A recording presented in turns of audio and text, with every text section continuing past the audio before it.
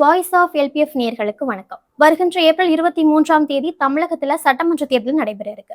இந்த பரபரப்பான சூழல்ல நம்ம கூட நேரம் ஒதுக்கி தோமுசா பேரவையோட அகில இந்திய அமைப்பு செயலாளர் திரு வேலுசாமி அவர்கள் நம்மோட இணைஞ்சிருக்கிறாரு. வணக்கம் சார். வணக்கம். இந்த ஒரு நல்ல வாய்ப்பை நீங்கள் எனக்கு ஏற்படுத்தி கொடுத்திருக்கிறீர்கள். அதற்காக உங்களுக்கு மிகுந்த நன்றி. இப்போ தமிழகத்துல பாத்தீங்கன்னா 4 முனை தேர்தல், 5 முனை தேர்தல்னு சொல்லப்படுது. எத்தனை முனை தேர்தலாக இருந்தாலும் இந்த 5 வருட ஆட்சி காலத்துல திமுக அரசு மக்களுக்கு என்னென்ன விஷயங்கள் செஞ்சிருக்கு அப்படிங்கறத நம்ம கட்டாயம் பேச வேண்டிய சூழல் அப்படிங்கிறது இருக்கு. சோ திமுக அரசு சொல்லும் பொழுது இது எல்லோருக்குமான அரசு, இன்க்ளூசிவ் குரோத்தை நாங்க கொடுத்துருக்கோம் அப்படிங்கிற விஷயத்த சொல்றாங்க. சோ நீங்க ஒரு தொழிற்சங்க தலைவரா இருக்கிறீங்க. தொழிலாளர்கள் தரப்புல இந்த அரசு என்னென்ன விஷயங்களை செஞ்சிருக்கு அப்படின்னு நீங்க நினைக்கிறீங்க? நிச்சயமா அந்த வார்த்தை பிரயோகம் என்பது ரொம்ப சரியா சொல்லியிருக்கிறதா நான் நினைக்கிறேன். ஏன்னா சமூகத்தில் இருக்கக்கூடிய பலதட்டு மக்கள் இருக்காங்க. உடம்புல ஒரு பகுதி மட்டும் வீங்கிச்சுன்னா அந்த வீக்கம் அது அந்த உடம்புக்கு ஆபத்துன்னு அர்த்தம். உடல் வளர்ச்சியில் எல்லா பகுதியும் ஒன்றா வளர்ந்தாதான் அது முழுமையான வளர்ச்சி. அந்த வகையில் திராவிட முன்னேற்ற கழகம் இப்போ இந்த 5 ஆண்டு கால ஆட்சியில் சமூகத்தினுடைய அனைத்து தரப்பு மக்களுக்குமே ஒரு நல்ல வளர்ச்சி கொடுக்கக்கூடிய அரசாக அமைந்திருக்கிறது என்பதுதான் உண்மை. என்னென்ன மாதிரியான ஒரு வளர்ச்சியை கொடுத்திருக்காங்க? அதுக்கான உதாரணங்களை தான் சொல்ல முடியும்? நிச்சயமா. அதாவது நான் நிறைய சொல்லலாம், இருந்தாலும் நேரத்தினுடைய அருமை கருதி சுருக்கமாக சொல்ல விரும்புகிறேன். இன்னைக்கு தொழிலாளர் துறையில் எடுத்துக்கிட்டிங்கன்னா நான் குறிப்பாக ஒரு 4-5 செக்டாரை மட்டும் சொல்ல விரும்புகிறேன். அதாவது போக்குவரத்து துறை தொழிலாளர்கள், ஐசிடிஎஸ் அதாவது அங்கன்வாடி பணியாளர்கள், அதே மாதிரி மின்சார வாரியத்தில் வேலை செய்யக்கூடிய பணியாளர்கள், அரசு ஊழியர்கள், ஆசிரியர்கள், இவங்க வரைக்கும் நம்ம எடுத்து சொல்லலாம். இப்போ மின்சார வாரிய போக்குவரத்து தொழிலாளர்கள்னு பார்த்தீங்கன்னா, போக்குவரத்து தொழிலாளர்களுக்கு இந்த கடந்த கால ஆட்சிகளில் அவங்களுக்கு கோரிக்கைகளை கூப்பிட்டு பேசுவதற்கு அந்த ஆட்சியாளர்கள் தயாராக இருந்ததில்லை. அப்போ கோரிக்கைகள் நிறைய இருந்தது, போராட்டங்கள் நிறைய நடந்தது. ஆனால் அவங்க சரியாக அணுகலை. ஊதிய ஒப்பந்தம்னு சொன்னால் அந்த ஊதிய ஒப்பந்தம் 3 ஆண்டுகளுக்கு ஒரு முறை ஊதிய ஒப்பந்தம் இருந்தது. அதை அம்மையார் ஜெயலலிதா அவர்கள் 4 ஆண்டுகளுக்கு ஒரு முறைன்னு மாற்றுறாங்க. மீண்டும் கலைஞருடைய ஆட்சி வந்தபோது அது 3 ஆண்டுகளுக்கு ஒரு முறைன்னு வந்த சரித்திரம் இருக்கு. இன்னும் சொல்லப்போனால் இந்த 5 ஆண்டுகளுக்குள்ளாக 2 ஒப்பந்தங்களை வெற்றிகரமாக போட்டு அவங்களுக்கு சம்பள உயர்வை கொடுத்துருக்குது இந்த அரசு. அதே மாதிரி இவங்களுக்கு அங்கன்வாடி பணியாளர்கள்னு பார்த்தீங்கன்னு சொன்னால், அங்கன்வாடி பணியாளர்கள் வெறும் 70 ரூபாய் சம்பளத்தில் வேலை செஞ்சுக்குவாங்க. அந்த 70 ரூபாய் அதுவும் சம்பளம் கிடையாது, அது ஹானரோரியம், கௌரவ சம்பளம்னு சொல்லப்பட்டது. அதிலிருந்து படிப்படியாக கொஞ்சம் கொஞ்சமாக அவங்கள உயர்த்தி அவர்களுக்கு தொகுப்பூதியம், அதற்கு பின்னால் ஸ்பெஷல் டைம் ஸ்கேல், சிறப்பு காலமுறை ஊதியம்னு கொண்டு இன்றைக்கு ஒரு நல்ல கௌரவமான சம்பளத்தை கொடுத்துருக்குறாங்க. அது மட்டும் இல்லாமல் அவர்களுக்கு ஓய்வூதியம், பணப்பலன்கள், ஓய்வு பெற்ற பிறகு கிடைக்கக்கூடிய அந்த கிராஜுவிட்டி, ரொம்ப சொல்லணும்னு சொன்னால் இந்த இந்தியாவிலே எந்த துறையிலும் இல்லாதது.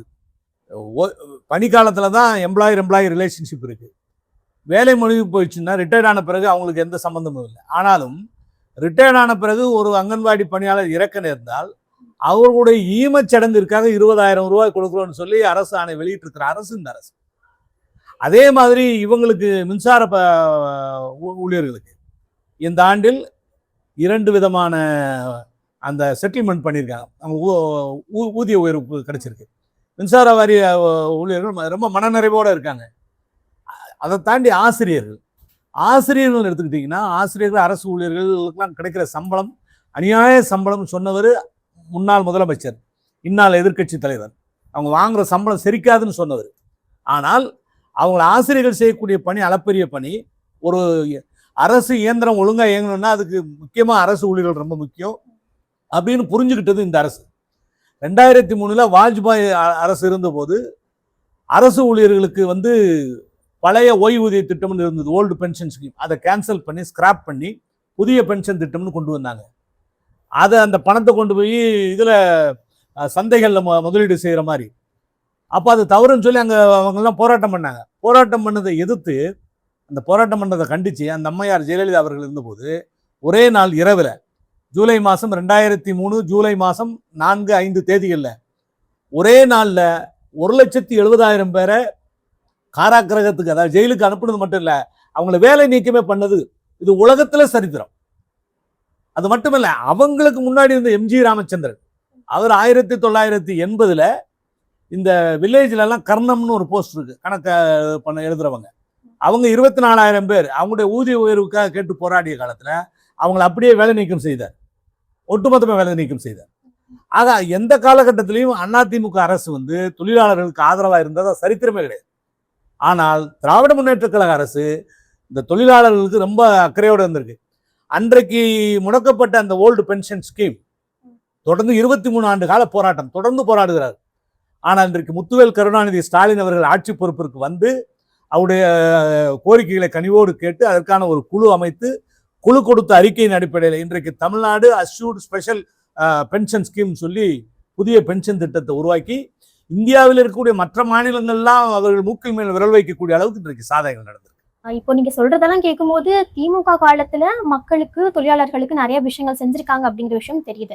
ஆனா அதிமுகவுடைய ஆட்சி காலத்திலும் நிறைய திட்டங்கள் தொழிலாளர்களுக்கு இருந்தது தானே? நிச்சயமா, நான் அதை மறுக்கல. அப்படி அதை மறுத்தா அதை நான் முழு பூசணிக்காய சோற்றுல மறைத்ததற்கு சமம்.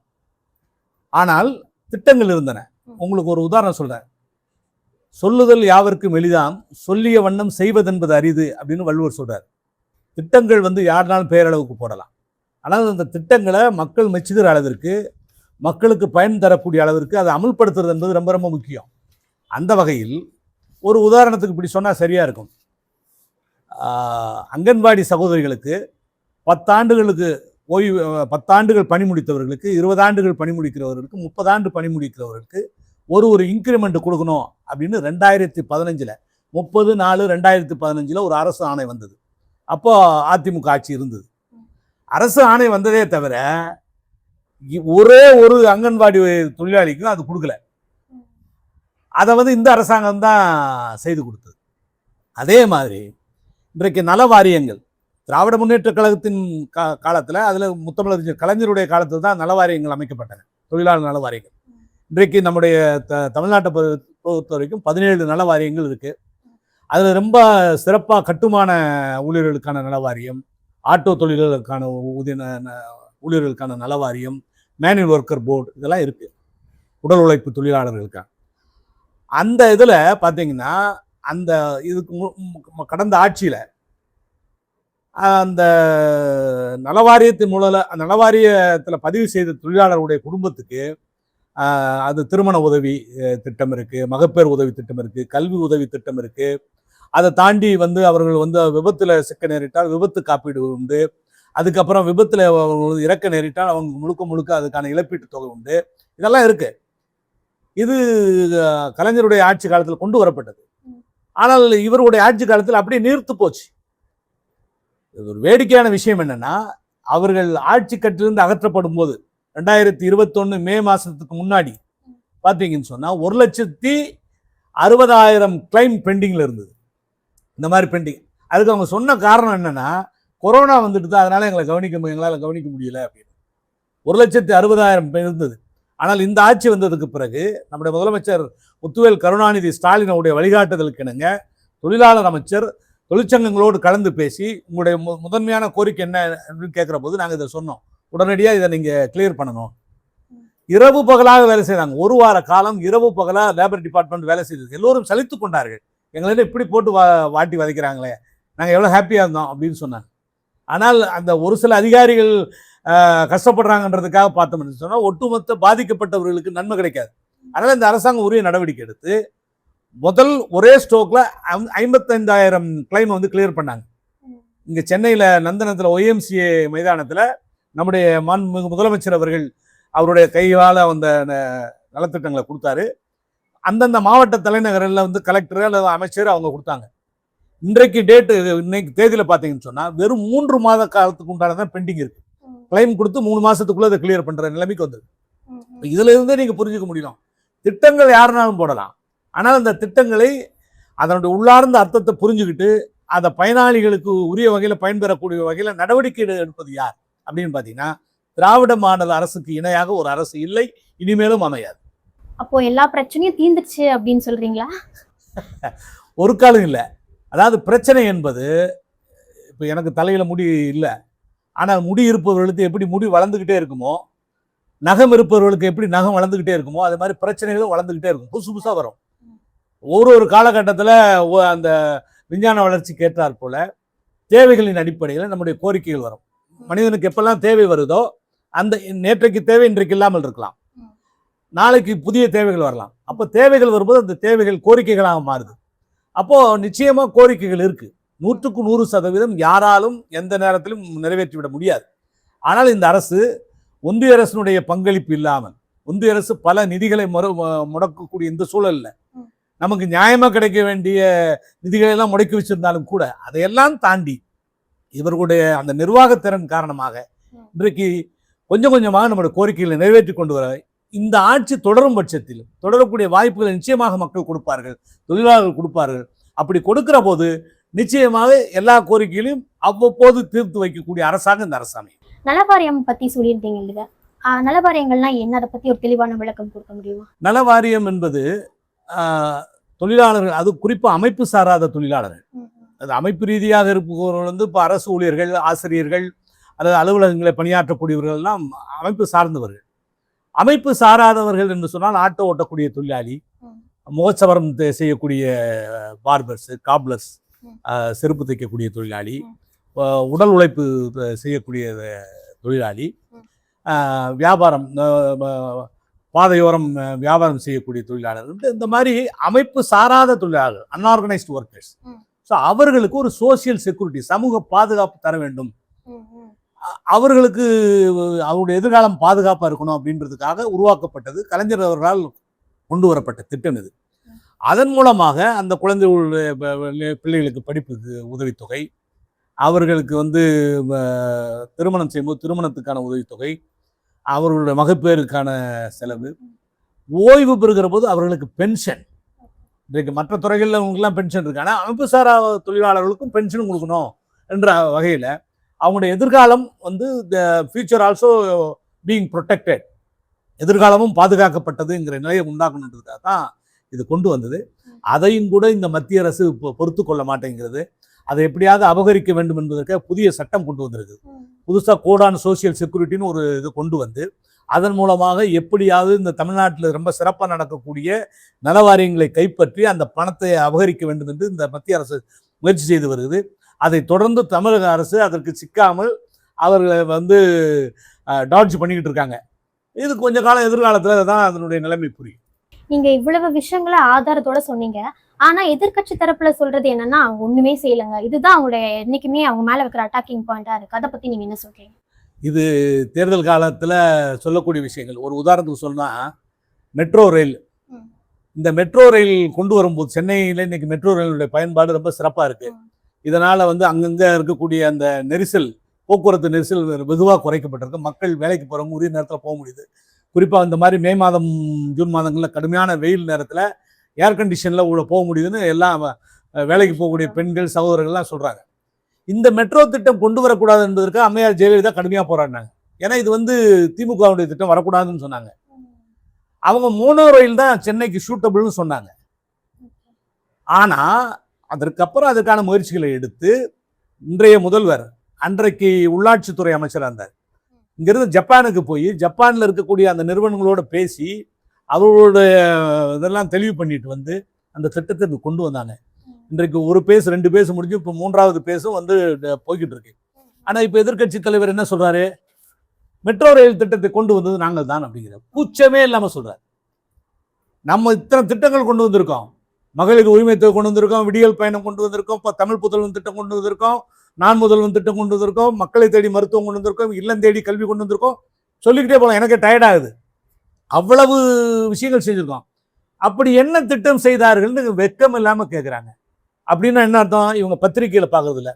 அவர் தூத்துக்குடியில் துப்பாக்கி சூடு நடந்து அத்தனை பேர் செத்த போது, 13 பேர் செத்த போது அவர் தான் முதலமைச்சர், போலீஸ் அவர்கிட்ட தான் இருந்தது. அவர் என்ன சொன்னார்? நான் டிவியை பார்த்து தான் தெரிஞ்சுக்கிட்டேன். அந்த கண்டிஷனில் இருக்கிறவங்க அப்படி தான் சொல்லுவாங்க. இவ்வளவு விளக்கங்கள் கொடுத்தீங்க, இறுதியா உங்களோட தரப்புல இருந்து மக்களுக்கு நீங்க என்ன சொல்ல விரும்புறீங்க சார்? இதனால் இவன் செய்வான் என்றாய்ந்து அதனை அவன் கண் விடல் என்றான் வள்ளுவன். ஒரு வேலையை ஒருத்தர்கிட்ட ஒப்படைக்கிற போது இந்த வேலையை மிக சிறப்பாக யார் செய்வார்கள் என்று நீங்கள் கருதுகிறீர்களோ, கடந்த கால அனுபவத்தை வச்சு அவங்கக்கிட்ட இந்த வேலையை ஒப்படைங்க என்பது தான் இது சுருக்கம். அந்த வகையில் இன்றைக்கு எதிர்க்கட்சி தலைவராக இருக்கக்கூடிய அவர் ஒரு 4 வருஷம் எம்எல்ஏக்களை ஏலம் எடுத்து முதலமைச்சராக வந்தவர். அவர் என்ன செய்தார் என்றதை இந்த தொழிலாளர்கள் பார்த்தார்கள், மகளிர் பார்த்தார்கள், மாணவர்கள் பார்த்தார்கள், முதியோர்கள் பார்த்தார்கள், ஆசிரியர்கள், அரசு ஊழியர்கள் எல்லோரும் பார்த்தார்கள். அதே போல இந்த 5 ஆண்டுகளில் இந்த திராவிட மாடல் ஆட்சியை தலைமையேற்று நடத்தக்கூடிய மரியாதைக்குரிய திரு மு.க. ஸ்டாலின் அவர்களுடைய ஆட்சியில் என்னென்ன நலத்திட்டங்களை கொண்டு வந்திருக்கிறார்கள், எந்த அளவிற்கு மக்கள் மீது முதலீடு செய்திருக்கிறார்கள். இன்னைக்கு குழந்தைகளுடைய அந்த இடைநிற்றல் குறைந்திருக்கிறது, குழந்தைகளுடைய இறப்பு விகிதம் குறைந்திருக்குது.